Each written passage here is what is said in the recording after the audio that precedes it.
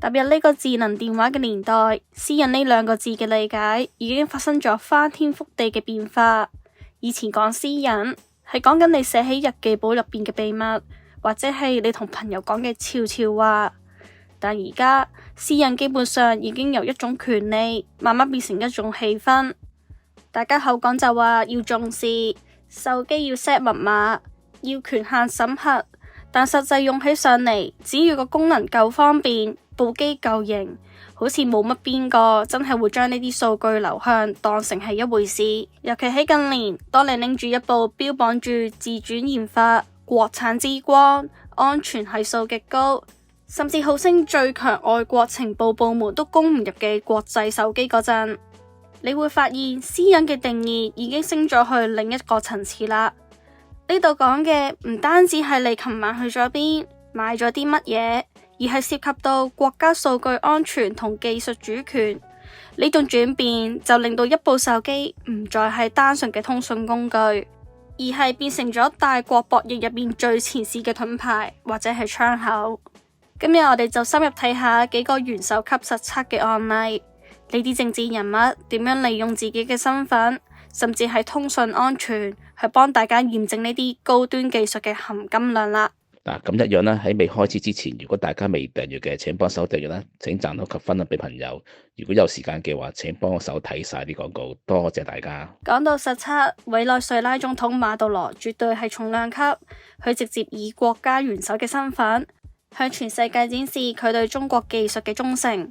我哋將時間拉返去2023年9月，當時馬杜羅訪華，行程入面最引人矚目嘅一幕，就係佢獲贈咗一部華為嘅 Mate X3。佢當時喺記者會上講咗一段好感性嘅心聲。佢話自己一直係華為嘅忠實擁躉，由5年前開始用第一部華為，之後1年前又加咗一部，手頭上2部機都係同一個品牌。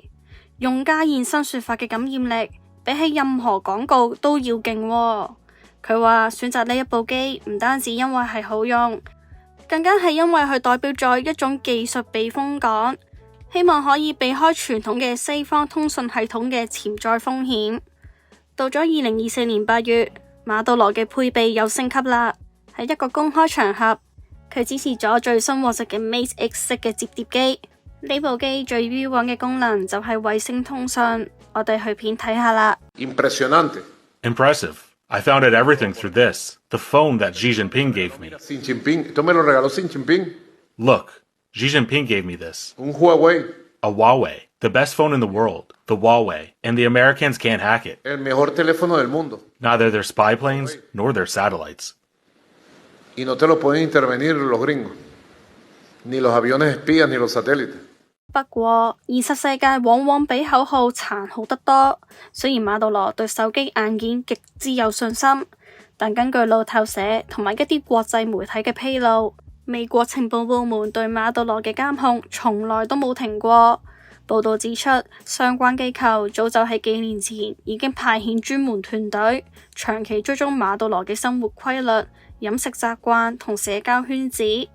最關鍵嘅係，人哋唔一定要透過破解手機硬件去攞資料，佢哋可以喺元首身邊安插線人，或者係透過周邊嘅信號塔、網絡基站去進行數據截流。換句話講，就算你部手機防禦力係鈦合金等級，如果成個通訊環境入邊有其他嘅漏洞，或者人本身就係一個移動嘅漏洞，咁通訊私隱一樣就係如同虛設啦。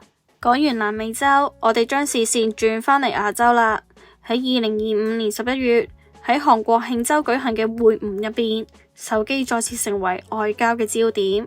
當時中方送咗2部嘅小米手機俾韓國總統李在明同埋佢嘅夫人，呢個禮物真係安排得非常之有心思。官方介紹就話，呢2部機係中國嘅核心技術，配搭埋韓國生產嘅顯示屏。呢種你中有我，我中有你嘅產品，本來係想象徵雙邊經貿合作嘅緊密，但係當李在明接過部機嗰陣，佢就問咗一條好敏感嘅問題：呢部手機嘅安全性點樣先？呢啲問題要問到私底下問啦，仲要喺有鏡頭影住嘅外交場合，大大聲問中國喎。中方當時嘅回應亦都好得體、好大方，表示歡迎韓方進行各類嘅安全性測試，顯示出對自家產品技術嘅絕對自信。多年嚟，以美國為首嘅西方陣營一直以國家安全風險為理由，將多間中國科技企業列入黑名單，禁止佢哋參與 5G 建設或者進入政府採購名單。喺呢種氣氛之下，手機已經變咗一種地緣政治嘅風險載體。正如澳洲一啲情報專家所講，手機具備收音、攝錄同埋精確嘅定位功能，基本上就係一個隨身攜帶嘅傳感器。所以喺外交層面，手機其實好少被視為常見嘅禮物，因為涉及嘅安全評估太複雜啦。李在明事後亦都好誠實咁講，雖然部機好靚，技術好先進，但佢好難想象會用嚟傾國家嘅機密，最多都係攞返屋企俾個孫女玩啫。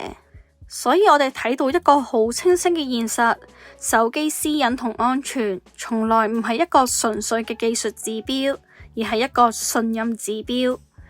中國製嘅手機喺硬件上嘅進步係無可厚非，無論係處理器嘅效能、衛星通訊定係摺疊屏嘅技術，都已經企喺世界頂端。但係當呢啲產品進入國際政治嘅層面，人哋考慮嘅就唔只係你有冇後門，而係背後嗰套數據治理嘅體系係點樣運作。咁馬杜羅選擇咗相信中方嘅體系，因為佢係同西方嘅體系已經完全決裂，而李在明身處美中日之間嘅夾縫，佢嘅選擇就必須更為謹慎。我哋雖然唔係國家嘅元首，唔需要驚外國嘅特工長期追蹤，但數據主權呢樣嘢係影響到每一個人。你用邊套系統，就等於你將自己嘅數位生活交託去邊套法律嘅體系去保障。國產手機嘅私人安全，其實係建立喺一種內部信任之上。如果你信任呢一套技術體系，佢就係你最強嘅盾牌。如果你心存顧慮，咁科技再先進都無法消除你嘅不安。下次大家換機嘅時候，除咗睇 CPU 有幾快，影相有幾靚之外，或者都要諗一諗，你揀嘅唔只係一部手機，而係選擇緊相信邊一套嘅科技未來啦。如果大家都中意我嘅片，請 CLS 啦。